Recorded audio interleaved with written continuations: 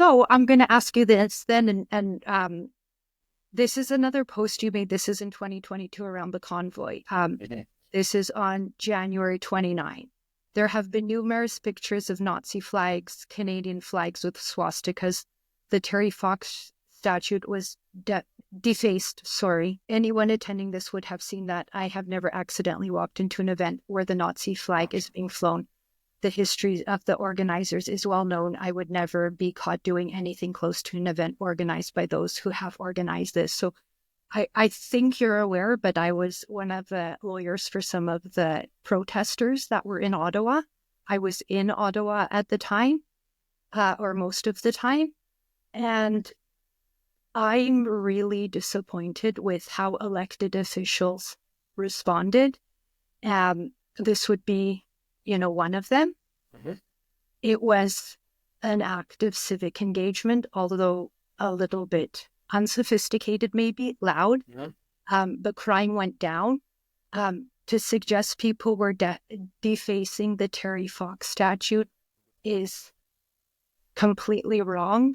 So I think those are inappropriate comments. I don't think they helped. So maybe if you could tell us why you thought that was appropriate, if you still think that's appropriate now, because I don't think that helps the conversation. Those were wrong statements. And anyway, sure. Go ahead. Yeah, and I will. It's been 3 years, so I don't remember the exact posts that were happening at the time. In the sense of, I'm pretty sure I'd seen images of the statue in particular being impacted, but like it had a Canadian flag on it. That's I feel like I'd seen more, but I'll be honest. Since it's been 3 years, I'd have to go back and take a look and see what I could find. It could tell you 100%. Okay, no, I appreciate that. There would be criminal charges. I think there were pretty clear pictures of folks with a Nazi flag, though. I don't think that was, I saw numerous photos, not just from legacy media, I think from folks in that space. And so if you watch the video where it was, yeah, they shamed the person and told them to leave. So exactly what you were saying in post. Yeah, and I think it was a one-off person out of 100,000 people. Yeah, and I think that'd be good. And I think what I didn't see, and again, maybe it just wasn't shared, maybe I couldn't find it in the right algorithm, it didn't hit me, is where was that happening? I didn't see that. I didn't hear about that. I didn't get information that suddenly, folks were really trying to say, hey, you're not, this is not what we're about. You got to get out of here. This is not acceptable. Where was that type of message? And again, maybe it existed. I genuinely don't know. I would have loved to have seen it and heard it, but I wasn't. Yeah. Sorry? It's everywhere. Great. Yeah. And in that case, I think that'd be really encouraging to see. And I think that's important because you need to make sure that, again, back to our just last item we were just discussing, is that, one person who is coming at it from a completely different space can really tarnish the whole conversation. It can discourage people from being involved in the first place. It can create a very negative situation.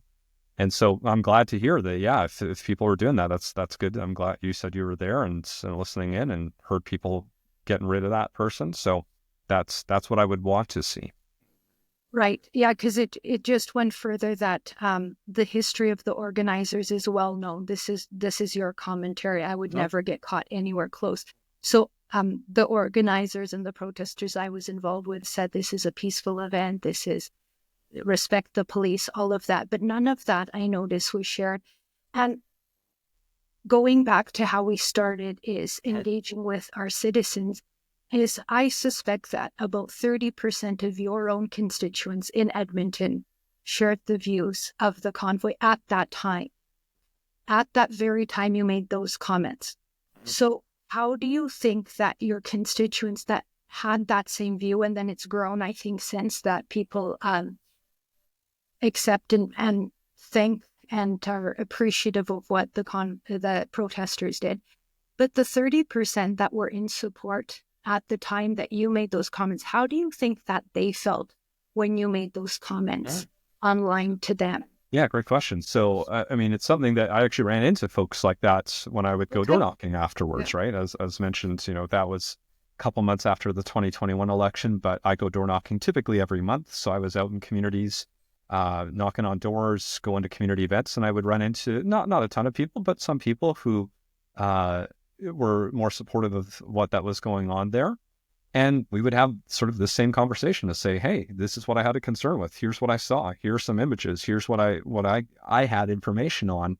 Um, I don't think that's something we should be striving towards. For what exactly? Are you talking about the images of the racist? But what about the hundreds of thousands of images that weren't like that? So yeah, I want to be clear about: is it you that were showing the images to the people, or were the people showing images to you?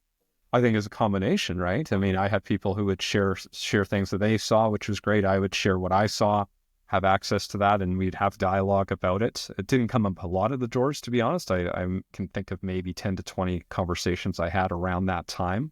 But in the end, the biggest thing was to actually have a conversation. And so, got a few phone calls, got a few emails, and almost every one of those is one that we would then engage in a longer conversation. I'd explain where my head was at, get their perspective on things, and then we would continue on. And so, yeah, overall, I found it, there are going to be people who disagree with me, and that's fine, and disagree with my perspective on that.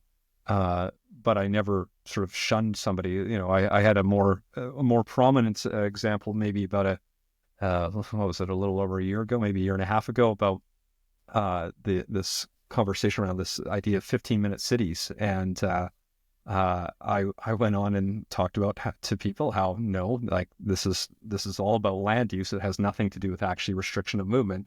But I try not to vilify folks that felt that they were going to be locked in by their municipal council or provincial government or federal government. I tried to then have a conversation and say, well, why do you how did you come to that point where you think that's going to happen? And then we would talk about the actual policies, and we talk about the actual written legislation and how it works. We talk about what's able to be done and what's not. And so instead of sort of shunning someone for it, I did try to make it clear to people that no, that's not true. And I publicly talked about that. But rarely is it trying to be saying, okay, no, you're wrong, and then never follow up with a conversation. Because I think there's the difference, right? If you just tell somebody that you're wrong, or you believe that they're wrong, without being willing to actually hear from them, I think then there's just that wall that goes up, right? If somebody just told me I'm wrong, you're going to get defensive. I get it. Like, I get defensive. I'd much rather somebody say, hey, that's not true, but I'd like to actually talk it through with you. Can go a lot better. And so that's how I've handled most of these things over the years. So whether it's the Convoy, whether it's, issues in 2015 when we talked about infill, there are bike lanes, there's lots of good examples where the best way to solve it, the best way to address it, is to actually just be willing to sit down and hear them out and talk through what you posted. Yeah. The post might generate some interest, and then be willing to actually have a follow-up conversation. Well, yeah, just going to when you said words matter, I think that maybe that would be something I would encourage elected officials before jumping to conclusions or vilifying citizens, because I think that's the worst part. Is vilifying citizens, whether or not they're, doing it the most diplomatic way or not. They're expressing their view. They did it in a large number. And to put that down, I don't think that it was appropriate. I think that elected officials should have listened at that time, because clearly there was something wrong. Clearly there was a message that was being missed. Clearly elected officials on all levels weren't listening to some people. And I think that caused what happened.